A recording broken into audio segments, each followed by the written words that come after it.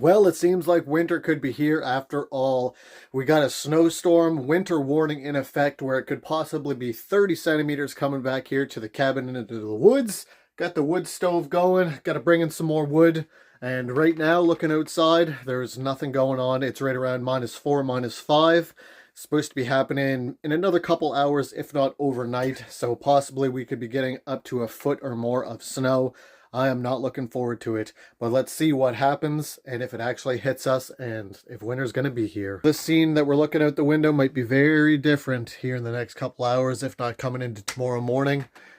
Could be covered in white, but I guess we will wait and see. It's going to look a whole lot different if there's going to be a foot of snow covering the ground. The day is moving on. The fire's going. We got her up to temperature. Finished doing some deboning of chicken. Getting ready for my my spicy butter chicken for dinner. And look what it is. It is starting to snow. We got a little bit of snow down on the ground already.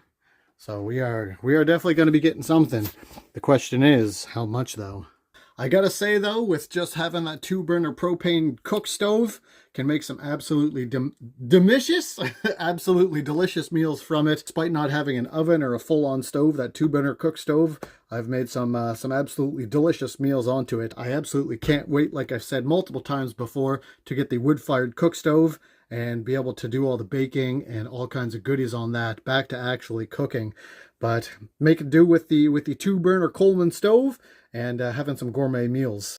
Oh boys, oh boy, the snow is coming down. Oh, I am not looking forward to it. The old cabin. Winter's here. Oh my, winter's here, and it's only December 1st.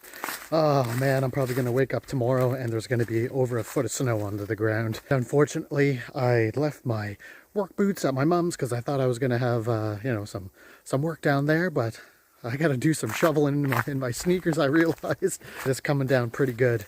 And the old saying is little snow, big snow, little snow. And this is little snow. So we're gonna get I think we're gonna get quite a bit of snow on the ground. Definitely stick along for tomorrow. Oh my. There's gonna be, it's gonna be a winter wonderland back here, I think. Well, just like I had thought. Look at that, it's a winter wonderland back here, walking back to the cabin.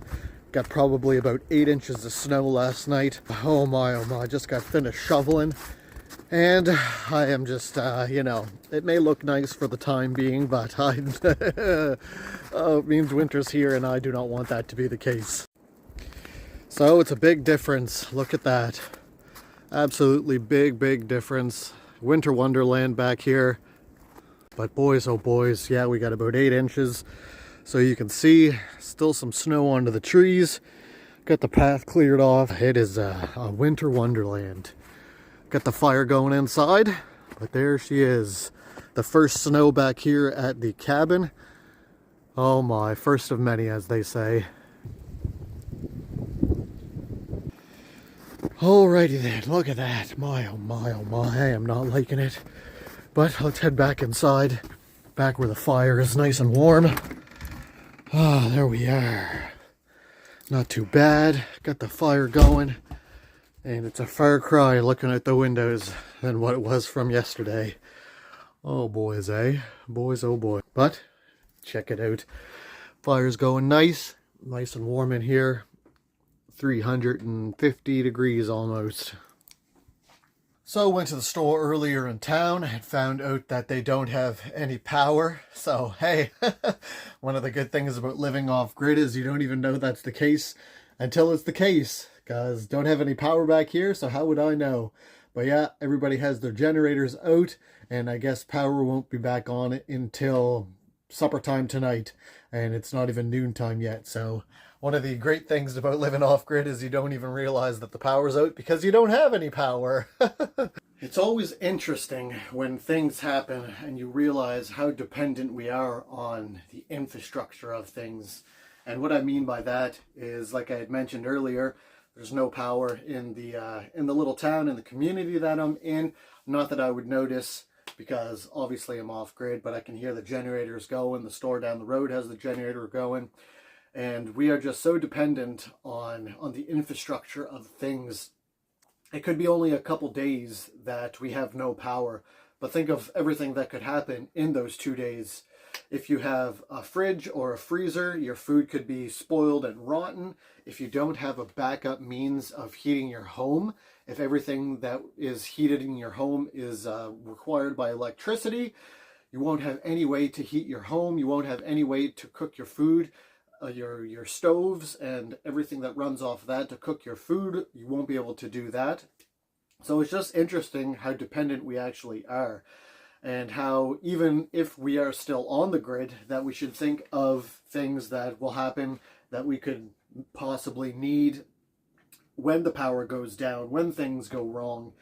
Because if we're in the middle of winter and it's really, really dead of winter, and -20 and -30 is no rare occurrence around here, it's not going to take very long for your house to lose its heat and for you to essentially freeze. So if you don't have a second means of heating your home, what good is your house? Glad that I have the wood stove. It is absolutely wonderfully warm in here. As always, I'm just in a t-shirt.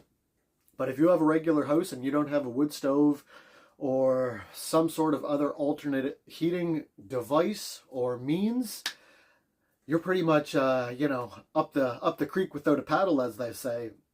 And it's the same thing when we notice that the debit systems go down for a couple hours or a day. Imagine if the debit systems and stuff, they went down for more than a couple hours. What if they were down for a couple days? It just shows how finicky the system is.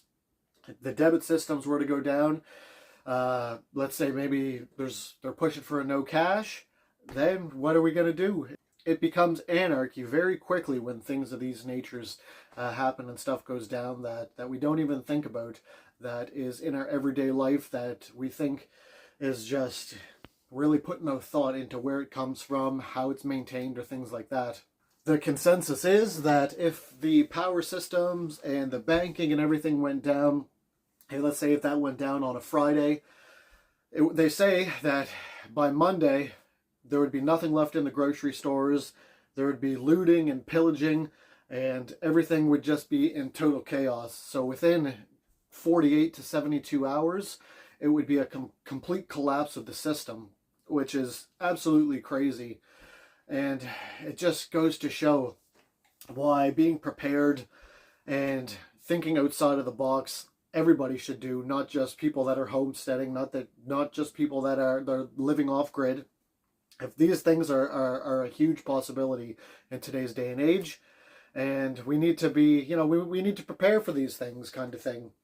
Have some stockpiles in your pantry. Have some water ready.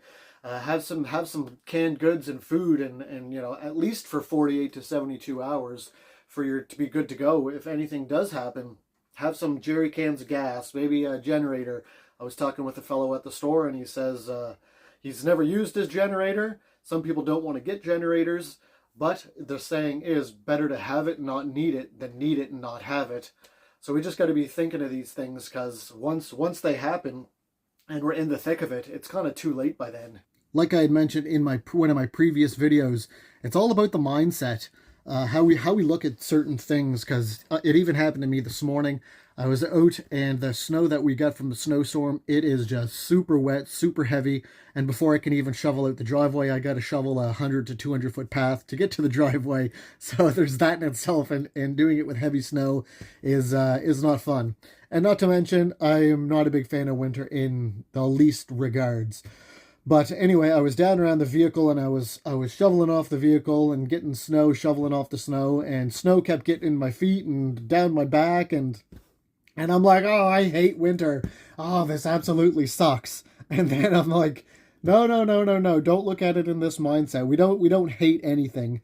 Be grateful. So I just changed my wording and changed my thought pattern around, and I just said, I'm grateful for the ability to be able to have a car, to be able to clear off it, because a lot of people don't have vehicles, a lot of people don't have cars, right? So the fact that I have one and I'm able to clear it off, I was thankful for that.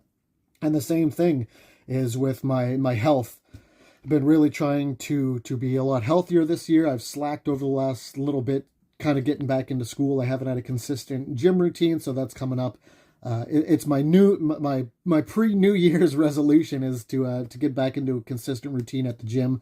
But it's the same thing with health. Health is wealth. If we do not have health and we don't put priority on our body, we're the everyday things we're not going to be able to do.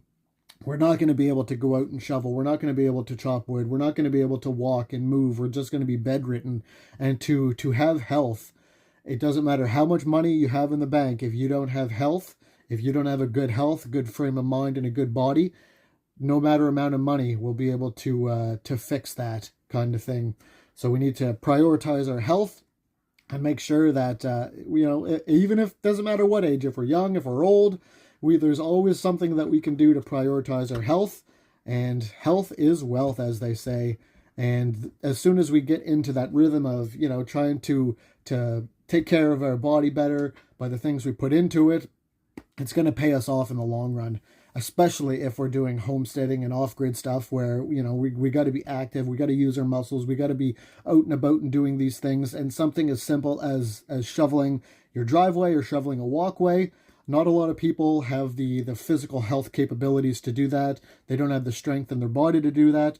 So that's why I changed my mindset, and I was just thankful to still have my strength and my physical abilities to be able to do that.